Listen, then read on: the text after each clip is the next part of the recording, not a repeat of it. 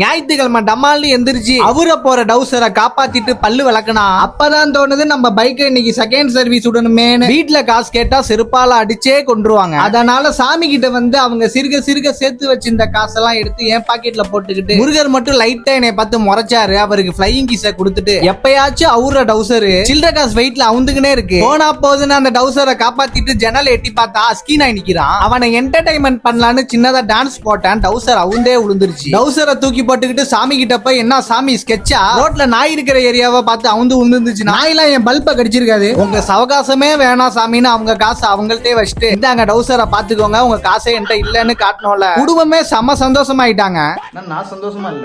கடுப்புல சப்பாத்தியை சாப்பிட்டு காசுக்கு என் நண்பன் வடகரி இருக்கான்னு நம்பி ஷோரூமுக்கு வண்டி எடுத்துட்டு போனேன். அண்ணா வண்டிக்கு செகண்ட் சர்வீஸ் நோட் பண்ணிக்கோங்கன்னு சொல்லிட்டு சர்வீஸ் முடிச்சுட்டு வண்டி எடுக்கும் போது காசு தருவான் என் நண்பன் மாசா சொல்லிட்டு குடிக்க வந்துட்டோம் தண்ணிய. இதுக்கு மேல இந்த வீடியோவை கொண்டு போனா ஸ்வைப் பண்ணி மாலையை போட்டு விட்டுருவீங்க. அதனால அடுத்து என்னன்னு அடுத்த வீடியோல பாருங்க. கரெக்டா